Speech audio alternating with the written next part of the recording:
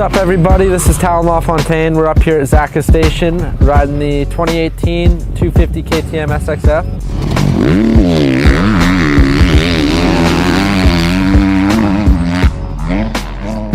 Not a lot of changes for 2018.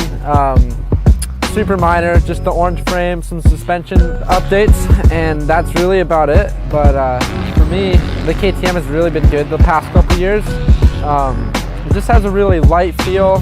It turns really well.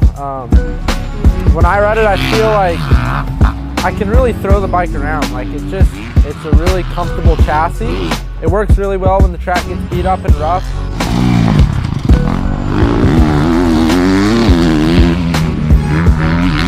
The suspension for me was pretty good. It's an air fork. The air fork has a different feel. Like when there's a lot of like little chatter bumps and stuff like that, is when the fork doesn't really work very good. But when the bumps are a little bit bigger and consistent, and the track's a little wetter, the suspension works better. But it definitely, the WP AER fork or air fork is the best air fork I think you can get. I went a little higher in the pressure. I think the stock PSI for the fork is 155 pounds, and I went to like 157, 158, and that seemed to work a little bit better. Like I said, I'm a little bit heavier too. I'm 170 pounds. Also, in the rear, I set my sag at 102. I like it just a little higher than what they recommend. They recommend 105, 106 in there. I just think it works better in some of the turns, and then also I'm a little heavier, so it just absorbs the jumps a little bit better and stuff like that. But for me, the suspension is really close right out of the box, and I'd say you can play with the air a little bit, but first I'd play with the compression. Go a few clicks on the bars, and I just do that before you do anything.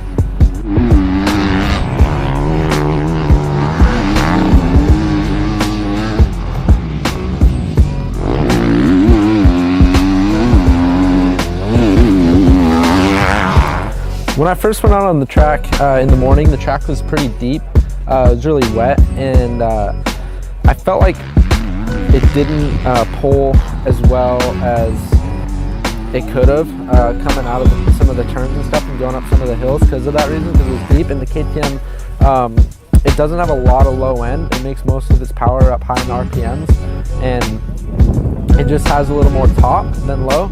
So I'd say that's kind of the downfall of the motor, but the upside is once the track kind of dried out and it got a little bit faster, you can really leave the bike in some of the gears because they pull so long, and you have to rev this bike more than other bikes as well because it makes its power close to 13,000 RPM. So it has its ups and downs. The motor is it's still strong. I'm 170 pounds and it pulled me around fine, but I'd say the only downside is that when it is deeper, it could use a little bit more bottom. You could go up in a tooth or two in the rear, and that would help. But once it dries out on a faster track, where you're kind of like wringing the bike out, is when it works really good.